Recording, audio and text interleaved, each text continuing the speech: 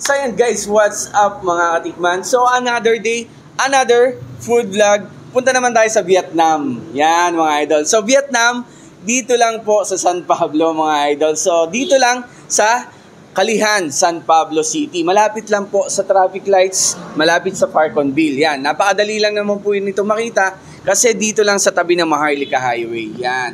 So isa-isahin natin yung mga pagkain or available na product dito sa Vietnam. Dahil hindi tayo familiar masyado sa mga Vietnamese food, andito si Ma'am Baby Rose. Ayan. So kasama natin si Ma'am Baby Rose. Siya yung manager dito sa Vietnam. So, Ma'am Baby Rose, kumusta naman po itong Vietnam? Pagdating po sa Foodpanda, sa Grab, sa delivery, okay naman po. Okay, malakas po marami kami. po. Malakas po pala siya sa mga delivery, Ma'am. Yes, actually Okay. sa delivery po siya malakas. Okay, so saan po makikita? Foodpanda, ganun? Foodpanda, food delivery po, via po dito sa restaurant namin, then Grab food. Pwede rin sa page mag-message Yes mismo? po, pwede po kayo mag-message Okay. sa page, mas mura, mas makakatipid po. Okay. So guys, eto, legit na Vietnamese na mga pagkain nyo ipapakita ko sa inyo dahil kanina katabi ko yung chef, si Chef Ami. Yan. So ito yung picture namin ni Chef Ami. Meet ko siya at talagang Vietnamese, pure Vietnamese. So eto, masasabi ko yung mga pagkain, ngayon ko pa lang din nakita, masasabi kong legit na mga Vietnamese. So Ma'am Baby Rose, umpisa natin sa soup na ayokong lumamig kasi mukhang masarap. Ito ang Vietnamese po po. Yan. Ang Vietnamese po po is gawa po siya sa matagal na pinukulaan na bukbuto ng baka. buto ng baka. Yes okay. po, then po, alaman po siya ng baka na may kasama po siya ng noodles po na gawa po ng ating Vietnamese chef. Handmade po ito? Yes po. Wow, handmade. So, tikman na muna natin yung baka. Mukhang malambot oh. So, may toge ako nakita. Ano po? Yes po, may kasama po siyang toge. So, ito yung po. Yun. Ang linamnam ng baka, guys. Yung pagsubo ko, parang lumipad ako agad sa Vietnam. Ganun. So, lahat ko na to. Yes po, kahit po konti-konti. Hindi, yan na. Ayan. Tapos, gusto ko mamisili. So, ito yung parang hot sauce ng pho. Ayan. Ng pho. Yun yung parang hot sauce. Tignan natin.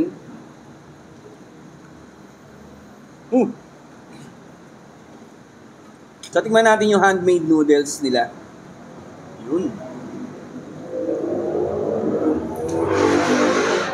Very soft. Yes po. Nice. Sarap ng noodles. Parang may pagka egg rice noodles, alam niyo yun. Ito ay Ito po yung pinakabago naming dish ngayon, yung Thailand soup noodles po. Thailand soup noodles. Yes, Parang po. yung kulay niya, parang manghang. Yes po. Tama ba, manghang? Yes. Medyo So, tingnan maanghang natin. po siya. Soury siya, maasim. Parang sinigang. Ano nyo siya, sir? Oo, so haluin natin. Yun. Tapos ito po yung sir. Yan, lagyan natin ito. Ito yung herbs. So, lalagay daw talaga to lahat. Yan. Depende po, sir. Depende. Iba yung noodles niya. Yes, ayan po yung vermicelli noodles po. Vermicelli noodles, Ilalagay okay. din po sa fresh spring rolls. Yun. Nasa spring rolls Yes din po, siya. kasama rin po siya sa fresh spring rolls. Ito po, ano po ito? Yan po yung Vietnamese ham. Vietnamese ham. Yes po. Alam niyo yung lasa, parang wala kang matitikmang Pinoy. Mahilig sa Vietnamese food, pasok na pasok to sa'yo. Sarap yung sabaw. Parang gagaling ka sa sakit, alam mo yun. Okay ma'am, punta tayo sa pinaka-highlight para sa akin. Kasi ito, favorite ko talaga sa Vietnam. Favorite po yan. Lahat po ng mga Pinoy at saka Vietnamese. Oo. Bali, ito po yung ating fresh spring rolls. Yung loob po niya is may vermicelli noodles. Meron po siyang mga herbs. Then, meron siyang mga cucumber, lettuce, shrimp, and pork. Yun yung shrimp po, kitang-kita. So, syempre ito, peanut Yes sauce. po.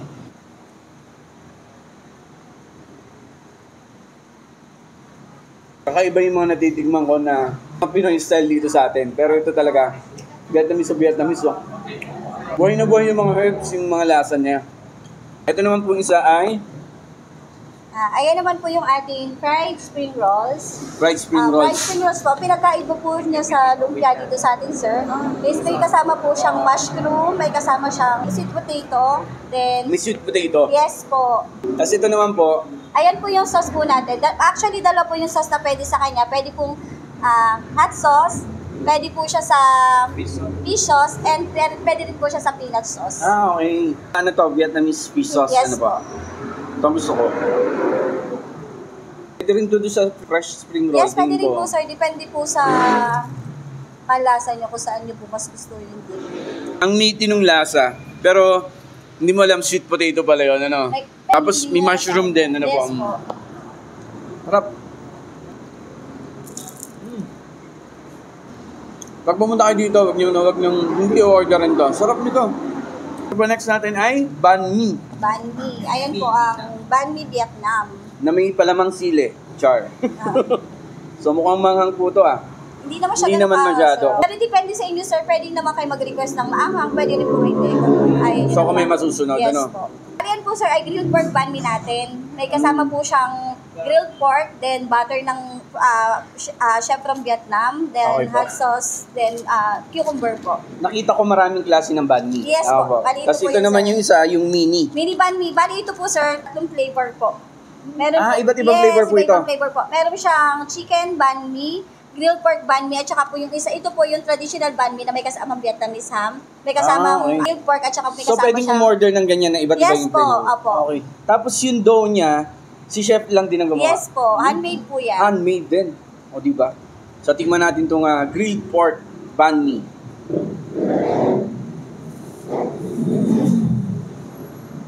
Guys, ang sarap ng grilled pork na kasama niya. Plus, super lasa. Ang daming, parang ang daming nilagay. Ano po? Yung, meron Tama? kasi yung nilagay dyan po na liver spread po, gawa lang din po na chef natin. Super lasa nun. Kumbaga, hindi ka mauuya doon sa puro tinapay. Talagang tamang-tama yung palaman niya. No? So, tikman natin tong iba na mini banh mi na iba't iba. Ito sir yung traditional Ito yung traditional, Apo. okay. Kompleto po siya. May kasama siyang chicken, may pork, and meron po siyang Yun yung ham. ham. Nakalawit yung ham. Yan. Mahilig ako sa manghang eh. Kompleto Ricardo sa bawat kagat ko. Iba't iba yung laman niya. Diba?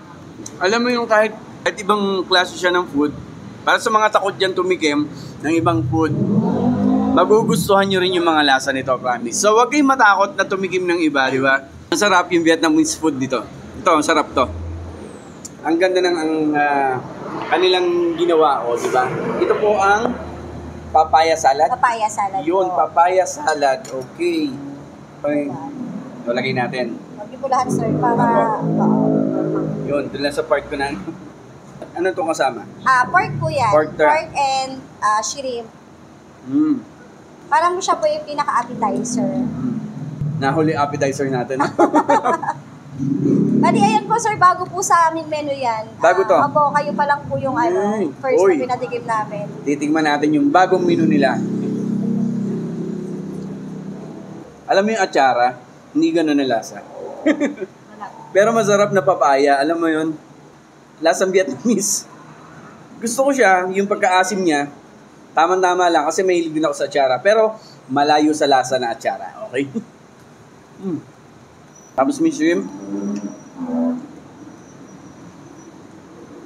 Maganda nga itong appetizer, parang pang-cleanse ng palat mo bago ako kumain. Yun yung tama dito. Tamang description niya, di ba? And eto na, bago rin po ito sa inyo. Yes, bago din po. Sa inyo pa lang din po. Sa akin pa lang din, di ba? Napaka... Ito po yung sauce. Thank you po sa Vietnam. At ako daw ang unang makakatikim ng kanilang pad thai. Ayan, merong egg. Favorite ko po ito, pad thai. Ang natitikman ko lang dito sa atin sa San Pablo ay mga locally made. So, kumbaga, ginaya lang. So, ito guys, Vietnamese mismo ang gumawa. Ito yung sa tingin ko pa lang ay panalo na, di ba? Yan, nilagay natin ng egg. Samahan na natin ng shrimp. Yan. Perfect bite. Nice.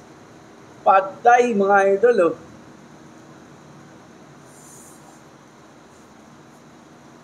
Craving satisfied kung naghahanap ka ng pad thai, mga idol. Nice. Alam mo yung papasabi ka ng Xin Chow, di ba? Pagkasubo mo nitong kanilang pad thai yun. Tapos syempre, hindi mawawala ang mga Vietnamese milk tea. Yan. Tapos, syempre meron ding Vietnamese coffee. Vietnamese coffee at Salted saka coffee. salted coffee. Yan. So, tingnan natin sa milk tea. Iba talaga yung pag, mismong yung Vietnamese yung nagawa. Salted coffee. Wow.